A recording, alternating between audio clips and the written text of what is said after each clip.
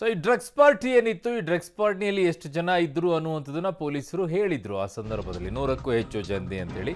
So 103 ಮಂದಿಯ ಪೈಕಿ 86 ಮಂದಿಯ ರಿಪೋರ್ಟ್ ಈಗ ಪಾಸಿಟಿವ್ ಬಂದಿದೆ. 103ರಲ್ಲಿ 86 ಮಂದಿಯ ರಿಪೋರ್ಟ್ ಪಾಸಿಟಿವ್.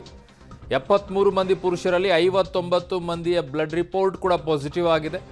30 ಯುವತಿಯರ ಪೈಕಿ 27 ಯುವತಿಯರ ಬ್ಲಡ್ ರಿಪೋರ್ಟ್ ಕೂಡ ಪಾಸಿಟಿವ್ ಆಗಿದೆ. ರೇವ್ ಪಾರ್ಟಿಯಲ್ಲಿ ದೊಡ್ಡ ಮಟ್ಟದ ಮಾದಕ ವಸ್ತು ಬಳಕೆಯನ್ನ ಮಾಡಿಕೊಂಡಿದ್ದಾರೆ. ಯಾವುದೇ ಕ್ಷಣದಲ್ಲೂ ಕೂಡ ಸಿಸಿಬಿ ಅವರನ್ನೆಲ್ಲ ವಿಚಾರಣೆಗೆ ಕರೆಸಿಕೊಳ್ಳುವಂತಹ ಸಾಧ್ಯತೆ ಇದೆ. ನಮಗೇನೂ ಗೊತ್ತಿಲ್ಲ ಒಳಗಡೆ ಏನಾಗ್ತಾ ಇತ್ತು. ಅದೊಂದು ಬರ್ತ್ಡೇ ಪಾರ್ಟಿ ಅಂತೆಲ್ಲ ಫುಲ್ ಬಿಲ್ಡಪ್ ಅನ್ನ ಕೊಟ್ಟಿದ್ದು.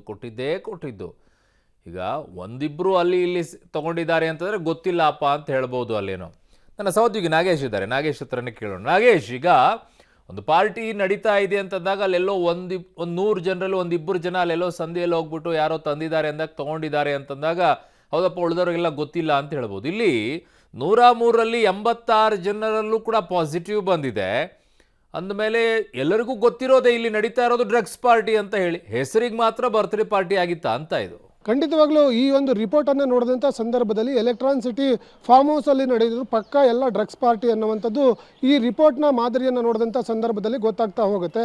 ಭಾಳ ಪ್ರಮುಖವಾಗಿ CCB ರೈಡ್ ಮಾಡಿದಂಥ ಸಂದರ್ಭದಲ್ಲಿ ಸುಮಾರು 100ಕ್ಕೂ ಅಧಿಕ ಮಂದಿಯವರು ಪಾರ್ಟಿಯಲ್ಲಿ ಭಾಗಿಯಾಗಿದ್ದರು ಅನ್ನುವಂಥದ್ರ ಬಗ್ಗೆ ಮಾಹಿತಿ ಸಿಕ್ಕಿದ್ದು. ಅದರಲ್ಲಿ ಸುಮಾರು 98 ಜನರ ಬ್ಲಡ್ ಶಾಂಪಲನ್ನು CCB ಪೊಲೀಸರು ಪಡೆದುಕೊಂಡಿದ್ರು. ಅದರಲ್ಲಿ 86 ಜನರ ಡ್ರಗ್ಸ್ ಸೇವನೆ ಮಾಡಿರುವಂಥದ್ದು ಗೊತ್ತಾಗಿರುವಂಥದ್ದು. ಹಾಗಾಗಿ ಎಲ್ಲ ಒಂದು ಕಡೆ ಪ್ಯೂರ್ಲಿ ಅಲ್ಲಿ ಡ್ರಗ್ಸ್ ಪಾರ್ಟಿ ನಡೀತಾ ಇತ್ತು, ಯಾವುದೇ ರೀತಿಯ ಬರ್ಡೇ ಪಾರ್ಟಿ ಆಗಿರಲಿಲ್ಲ ಅನ್ನುವಂಥದ್ದು ಕೂಡ ಗೊತ್ತಾಗ್ತಾ ಇರುವಂಥದ್ದು.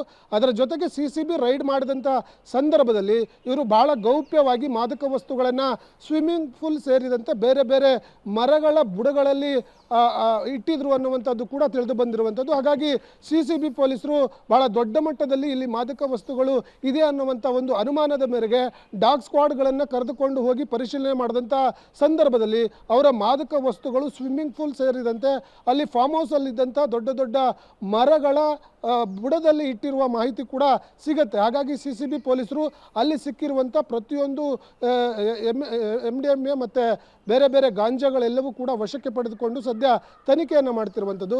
ಮೇಲ್ನೋಟಕ್ಕೆ ಅಲ್ಲಿ 86 ಜನರ ಪಾಸಿಟಿವ್ ಬಂದಿರೋದು ನೋಡಿದರೆ ಅಲ್ಲಿ ಯಾವುದೇ ರೀತಿಯ ಬರ್ಡೇ ಪಾರ್ಟಿ ಹೆಸರಿಗೆ ಮಾತ್ರ ನಡೀತಾ ಇತ್ತು.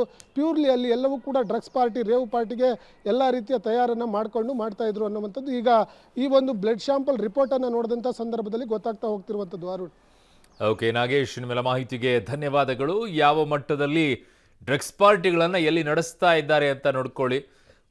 ಹಲವರು ಈ ವಿಚಾರದಲ್ಲಿ ಜೈಲಿಗೆ ಹೋಗಿ ಬಂದರೂ ಸಹ, ಹಲವರು ಈ ವಿಚಾರಣೆಗಳನ್ನು ಎದುರಿಸ್ತಾ ಇದ್ರೂ ಸಹ ಡ್ರಗ್ಸ್ ಪಾರ್ಟಿಗಳು ಮಾತ್ರ ನಿಲ್ತಾ ಇಲ್ಲ. ಬೇರೆ ಬೇರೆ ಹೆಸರುಗಳಲ್ಲಿ ಮಾತ್ರ ನಡೀತಾ ಇವೆ. ಬರ್ತ್ಡೇ ಪಾರ್ಟಿ, ಆ ಪಾರ್ಟಿ ಅಂದ್ಕೊಂಡು ಈ ಡ್ರಗ್ಸ್ಗಳನ್ನು ವ್ಯವಸ್ಥಿತವಾಗಿಯೇ ಎಲ್ಲೆಲ್ಲಿ ಸರಬರಾಜು ಮಾಡಬೇಕು ಅಲ್ಲೆಲ್ಲ ಮಾಡ್ತಾ ಇದ್ದಾರೆ. ಸೊ ಈಗ ಸದ್ಯಕ್ಕೆ ನಿಮಗೆ ತೋರಿಸ್ತಾ ಇರೋದು 5 ಜನ ಅರೆಸ್ಟ್ ಆಗಿರುವಂಥವರು. ಕೇವಲ 5 ಜನ ಅಷ್ಟೇ ಅರೆಸ್ಟ್ ಆಗಬೇಕಾ? ಸೊ ಎಲ್ಲ ನೋಡ್ಕೊಳ್ಳಿ, ಆಲ್ಮೋಸ್ಟ್ ಆಲು ಇವರೆಲ್ಲ ಹೇಗೆ ಅಂತ ಹೇಳಿ ಡ್ರಗ್ಸ್ ಪೆಡ್ಲರ್ಸ್ಗಳ ಅಥವಾ ಡ್ರಗ್ಸ್ ಸೇವಕರ ನೋಡಬೇಕಾಗಿದೆ. ಈಗ ಸದ್ಯಕ್ಕೆ 35 ವರ್ಷ, 38 ವರ್ಷ, 32 ವರ್ಷ ನಾಗಬಾಬು. ಸೊ ಇವರೆಲ್ಲರೂ ಕೂಡ ಇದ್ದಾರೆ. ರಣಧೀರ ಅಂತೆ, 43 ವರ್ಷ, ಹೆಸರು ಚೆನ್ನಾಗಿದೆ, ರಣಧೀರ. ಮೊಹಮ್ಮದ್ ಅಬುಬಕರ್ ಸಿದ್ದಿಕ್ಕಿ 29 ವಯಸ್ಸು. ಸೊ ವಾಸು ವಯಸ್ಸು 35, ಮಾಡಿರೋ ಕೆಲಸ ಮಾತ್ರ ಡ್ರಗ್ಸ್ ಸಪ್ಲೈ ಮಾಡೋದು. YM ಅರುಣ್ ಕುಮಾರ್ ವಯಸ್ಸು 38, ಎಲ್ಲ 40ರೊಳಗಡೆಗೆ, ವಯಸ್ಸು 32. ಸೊ ಇವರೆಲ್ಲರನ್ನ ಈಗ ಅರೆಸ್ಟ್ ಮಾಡಿದ್ದಾರೆ. ಇವರು ಪೆಡ್ಲರ್ಗಳ ಅಂತಂದರೆ ಡ್ರಗ್ಸನ್ನು ಸಪ್ಲೈ ಮಾಡೋರ ಅಥವಾ ಡ್ರಗ್ಸ್ ಸೇವನೆಯನ್ನು ಮಾಡುವಂಥವರ? ಈಗ ಅದರ ಪರಿಶೀಲನೆ, ಅದರ ತನಿಖೆಯನ್ನು ಮಾಡಬೇಕಾಗತ್ತೆ. ಈ ಪ್ರಮಾಣದಲ್ಲಿ ಎಲ್ಲಿಂದ ಬಂತು ಡ್ರಗ್ಸ್ ಅನ್ನೋದನ್ನು ಕೂಡ ಪತ್ತೆ ಹಚ್ಚಬೇಕಾಗಿದೆ.